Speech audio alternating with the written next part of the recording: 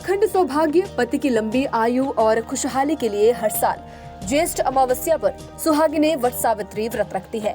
हर विवाहिता के लिए करवा चौथ की तरह ही ये व्रत भी बहुत खास होता है।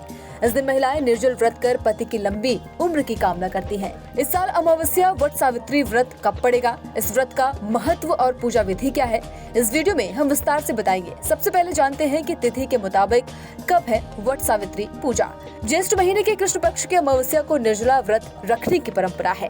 पंचांग के मुताबिक इस साल ज्येष्ठ अमावस्या की तिथि 5 जून शाम 7:54 तक शुरू होगी, जिसका समापन 6 जून शाम 6:07 पर होगा। उदया तिथि के मुताबिक इस बार वट सावित्री 6 जून को गुरुवार के दिन पड़ रहा है। पूजा का शुभ मुहूर्त सुबह 8:24 से लेकर 3:13 तक है। मान्यता है कि इस दिन जो सुहागिन महिलाएं विधि विधान से व्रत करती हैं, उन्हें अखंड सौभाग्यवती होने का वरदान भी मिलता है।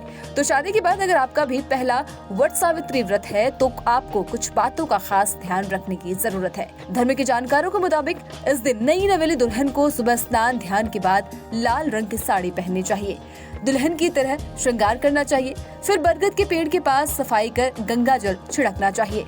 बांस की 2 टोकरी में सप्तधान रखें। पहली टोकरी में ब्रह्मा जी की मूर्ति और दूसरी में सावित्री सत्यवान की तस्वीर स्थापित करें।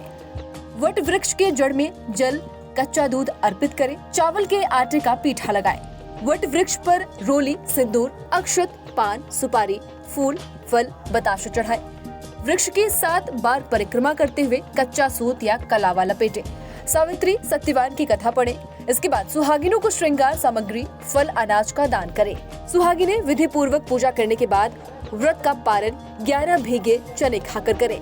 पौराणिक कथाओं के मुताबिक ज्येष्ठ अमावस्या के दिन ही सावित्री ने यमराज को अपने पति सत्यवान के प्राण को लौटाने पर विवश कर दिया था। इसीलिए विवाहित स्त्रियां अपने पति की कुशलता और लंबी आयु की कामना से ये व्रत रखती हैं और सौभाग्य प्राप्त करती हैं। तो कैसी लगी आपको हमारी ये जानकारी, हमें कमेंट बॉक्स में जरूर बताएं। बाकी धर्म कर्म से जुड़ी तमाम जानकारियों के लिए सब्सक्राइब कीजिए हमारा डिजिटल चैनल और देखते रहिए न्यूज़ नेशन स्तुति।